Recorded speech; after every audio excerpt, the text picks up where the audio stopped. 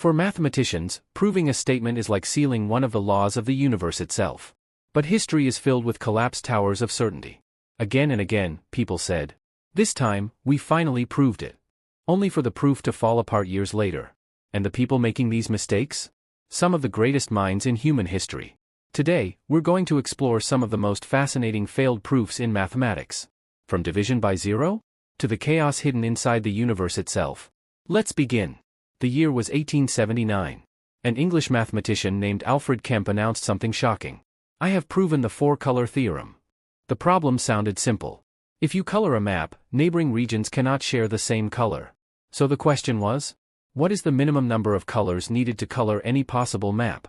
Kempe claimed the answer was just 4. And his proof was so convincing that the mathematical world accepted it. For 11 years?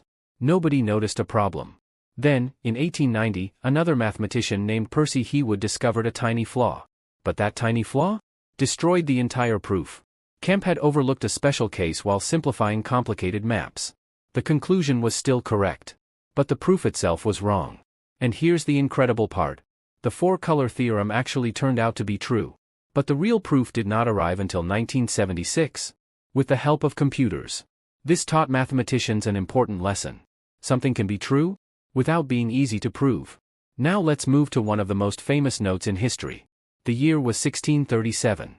French mathematician Pierre de Fermat wrote a short sentence in the margin of a book. It said, "I have discovered a truly marvelous proof of this theorem, but this margin is too narrow to contain it." The theorem was this. X raised to the power of n, plus y raised to the power of n, equals z raised to the power of n. Fermat claimed that when n is greater than 2, this equation has no whole number solutions. It looked simple. But the problem remained unsolved for centuries. The greatest mathematicians in the world tried to solve it. All of them failed.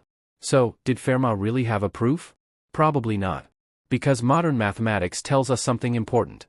With the tools available in the 1600s, proving this theorem would have been almost impossible. Finally, in 1994, mathematician Henri Wiles succeeded. But there was a catch.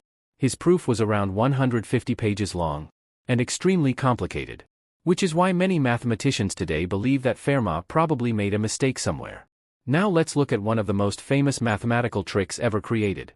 Some false proofs are so convincing that they look completely correct at first glance. For example, 2 equals 1. Sounds impossible. But watch carefully. First, we assume a equals b. Now multiply both sides by a. A squared equals a times b. Subtract b squared from both sides. A squared minus b squared equals a times b minus b squared. Now factor both sides. A minus b times a plus b equals b times a minus b. Then divide both sides by a minus b. This gives you s. A plus b equals b. But since a equals b, 2b equals b. Divide both sides by b. And suddenly, 2 equals 1. What? Something clearly went wrong. But where? The mistake is hidden in the division step. Because if a equals b, then a minus b equals 0. Which means we secretly divided by 0. And in mathematics, division by 0 is forbidden. Because once you do it, the entire logical system begins to collapse. And suddenly, absurd statements can appear true. Now let's move to the late 1800s. The King of Sweden, Oscar II, announced a major mathematics competition. The question was this. Is the motion of the solar system completely predictable? Could the movement of planets and stars be calculated perfectly forever? A mathematician named Henri Poincare attempted to solve the problem. And he won. But just before his paper was published, someone found an error. A tiny mistake inside his calculations. While trying to fix it, Poincare discovered something unexpected. Some systems were unbelievably sensitive. Even the smallest change in the starting conditions could create completely different outcomes. This discovery eventually became the foundation of chaos theory.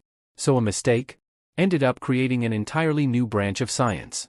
In mathematics, making mistakes is not failure. In fact, mistakes are often the path to discovery. Every failed proof teaches mathematicians something new. Even Henri Wiles made a mistake in his first attempt to prove Fermat's theorem. And he spent an entire year fixing it. Because mathematics is not just about finding correct answers. It is also about finding hidden errors. And maybe that's the most important lesson of all. If someone ever tells you that 2 equals 1, there's a very good chance they secretly divided by 0 somewhere.